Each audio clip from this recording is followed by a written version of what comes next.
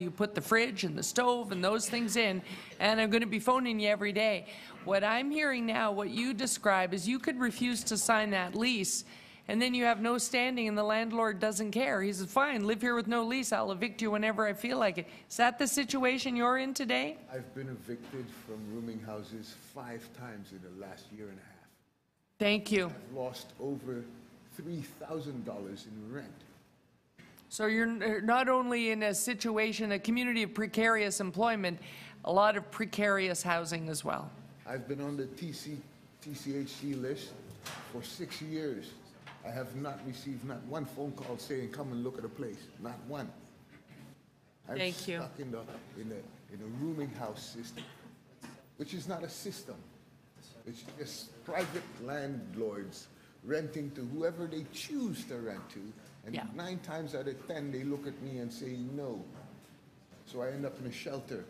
Or, like the last 4 days, sleeping in the park because all the shelters are full. Thank you very much, Mr. George. Christopher White, please. Christopher White. Mr. White? Going once? Oh, okay. May I say thank you to all of the people that have spoken this morning and early this afternoon.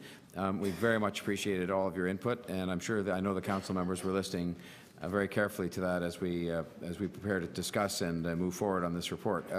So what we will do is we'll stop on that now and pick up on that after lunch with the speakers and questions that people may have of staff, if there are any. And before that, we're going to just deal with some items that we can deal with very quickly, explaining that more to the audience than anything else, and that would begin with item 7.7, which I gather, Councillor Shiner, you believe we can deal with quite expeditiously. Yeah, Mayor Tory, I've spoken with my colleagues here, and I'm looking to get some improvements. You know what? There's a person it got added on late on who wishes to speak on this matter. Oh, okay. Peggy Mulder. Is Peggy Mulder here? So I guess we'll have to deal with it. Yeah, we'll have to deal with it, I guess, I'm afraid, after lunch. And, you know, because we have one deputy. I apologize. And then we had 2 other items that just on quick releases. If Councillor Thompson, if you could indulge us, just because otherwise we won't have. Councillor Ainsley had 2 items he could release before we go to lunch. Thank you, Mary Tory. The first one, EX 7.13, THC's annual general meeting. I'm moving the same motions that I moved on this item 2 years ago, that dealing with how they train their staff for communication and social facilitation, mainly during their participatory budgeting process.